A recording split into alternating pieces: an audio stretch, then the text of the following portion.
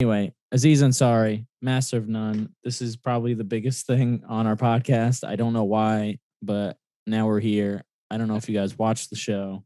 I didn't finish the season. Okay. My first thought is I don't blame you. That's my first thought. I do not blame you for not finishing because Why? You think it's bad? I absolutely hated this. I hated everything about it. Huh? Why? Well, it kind of what'd you say? Because Eric's just a hater.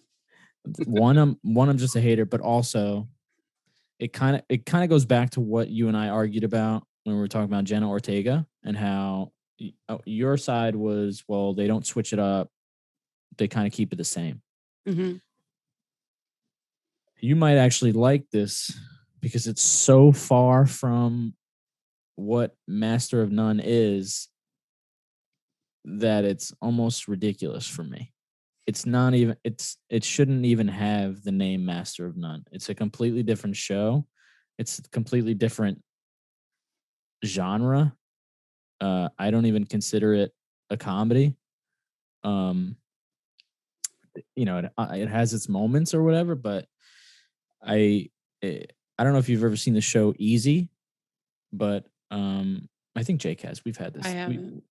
There's the show Easy, and not that they have like actual actors in the show, but what they do for every episode is it almost feels like when they're shooting a scene, they just have bullet points, and then the actors kind of just go with the flow, and they kind of just make up their own lines. And I feel like that's what this was going for, but they didn't hit that mark at all, because they tried to show like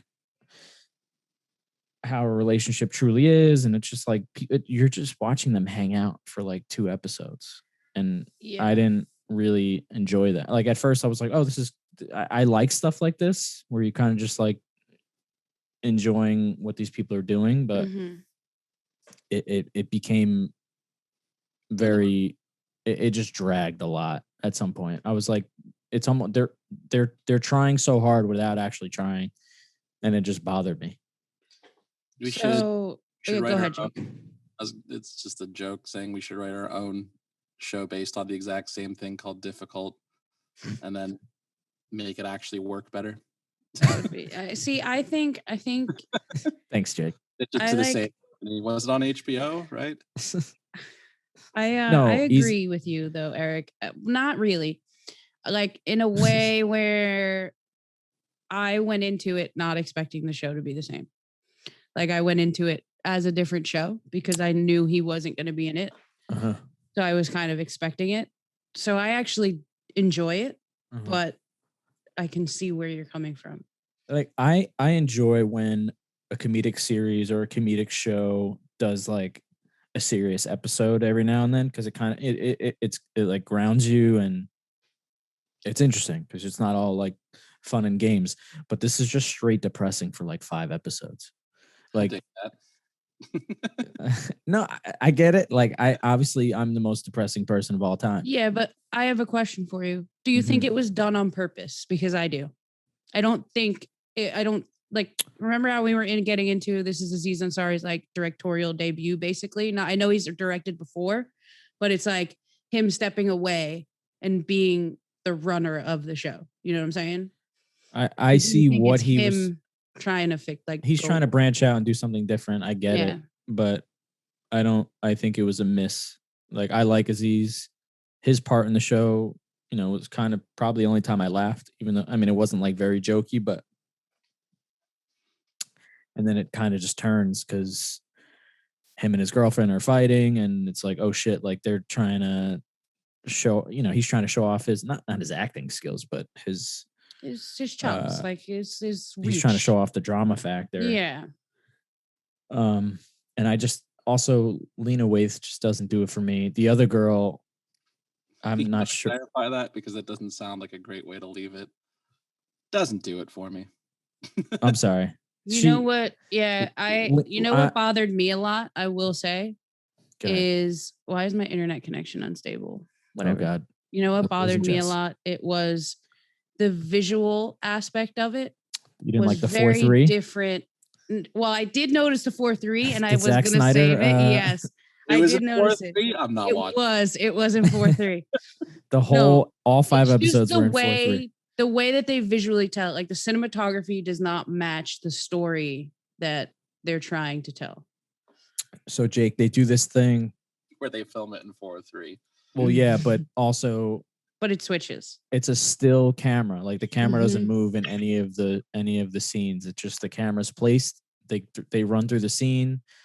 But I mean, I was also thinking they probably shot this during COVID, so maybe it was like super small crew kind of thing. Yeah, but there's also, I think they were trying to give you the real life feel to it too, because it was also like there was also moments where it was like dead silent and it was just nothing happening. Like they were just sitting there for like a solid 3 minutes. I like stuff like that, but maybe in like horror movies where you're just kind of like watching these people live their lives and then you see something in the background and it's not like a jump scare. You just see it and you're like, holy shit, does anybody else see that?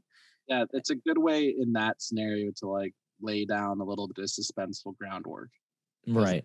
Watching this still thing and noticing details. Yeah. I can't imagine it working for like almost anything else. I mean, okay, so the idea was we have these silent moments to show off like this is kind of what it is to be in a relationship. Like you're going to have these silent moments and then it cuts to them like dancing around and just playing around, but it's like you kind of feel the awkwardness in this relationship and it's I and then they fast forward, 5 episodes later. This is after they break up. So Lena Waithe and her girlfriend, they break up, and 5 episodes later, sorry, Jess, if you didn't get that far. No, you're good. The girlfriend has trouble having a baby and has a miscarriage, and she, basically they both go their separate ways. I believe they both get married and have kids of their own. Lena adopts, or I don't know. I'm sorry. We're gonna get killed in the comments for that one. Fucking killed, bro. Did we get? No, we didn't get killed in the we got killed. Whatever. Anyway, so it does this jump where they are now not together. They're both now cheating on their respective others, and they're more comfortable with each other now than they were when they were in a relationship because they didn't have that pressure. And I enjoyed that part because I feel like that's a real. Always want to be in an affair. I always wanted to be in an affair. I mean, I technically was a side piece, but haven't we all been that? But I don't think I've ever. I've never been. It's interesting. I don't know. I don't know how to feel.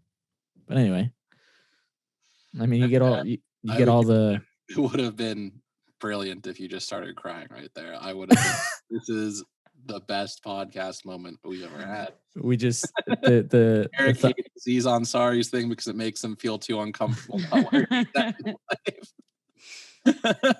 It's too much. Well, okay, so that's what they try to go for, because so there's this like Aziz comes in with his girlfriend, he's like very jokey, and then it turns into like his girlfriend basically shitting on him. She's like, you never became what you said you were gonna do, and then he kind of does the same thing. He's like, bro, you didn't do anything that you said you were gonna do. I feel like that could have been a lot more emotional, but like Aziz is good, but I don't think he was dramatic good. I don't think I think what he wanted to do the Will Smith thing where you do those dramatic scenes and it fucking nails you.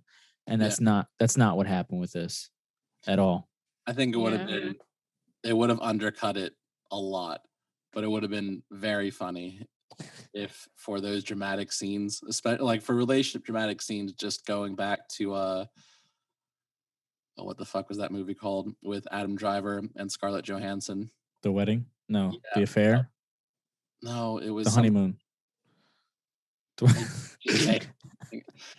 It was something that's like the blank, but it won like an Oscar, I think, or it was nominated for quite a few. It would be funny as hell if he just like replaced himself in dramatic scenes with like Adam Driver or like some bona fide dramatic actor. Be like, I'll do all the comedy, and then we'll just sub in anyone for like dramatic bits. You know, I was watching an interview of Michael Keaton one time, Mm-hmm. and he said something pretty interesting because he is actually hilarious, but also really good at dramatic acting. And he said that like the comedic actors who can switch to drama have it like they have it so well because they have so much range. Mm-hmm. But dramatic actors, it's hard for them to switch to comedy, and some comedians can't always do drama. And ever since he said that, I'm like, you know what? That's actually true, because if you see comedians who can do the drama, they're actually like fantastic actors. That's why like Mark Maron is really good. That he was also in the show Easy. Like he's a comedian. I can't speak.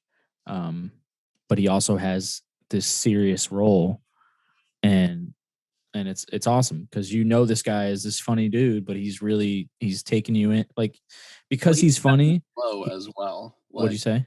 He did that in Glow very well as well. I'm surprised you watched that, but yeah, that was a great show. Yeah, I'm pissed that they canceled it. Yeah, Netflix cancels things when they fail to bring in new subscribers. Oh my god, dude! And That's they fair. just don't even get me started on Netflix canceling things and fucking. Dude, they almost they canceled. Don't promote shit. They almost that's what happened with Money Heist. They didn't promote it. The first Money season Heist was so good. The first season came out, nobody watched it, so they made season 2, assuming that it was going to be over because nobody really watched season 1, but enough people watched it where they could just kind of finish it off. And then they finished season 2 as like, yo, this is the end of it.